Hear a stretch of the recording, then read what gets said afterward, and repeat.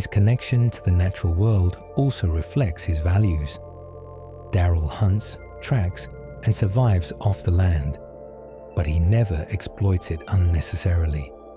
He takes what's needed and respects the balance, even when resources are scarce. That quiet respect mirrors how he treats people. No waste, no cruelty for sport, and no domination just because he can. Survival and respect coexist in his worldview.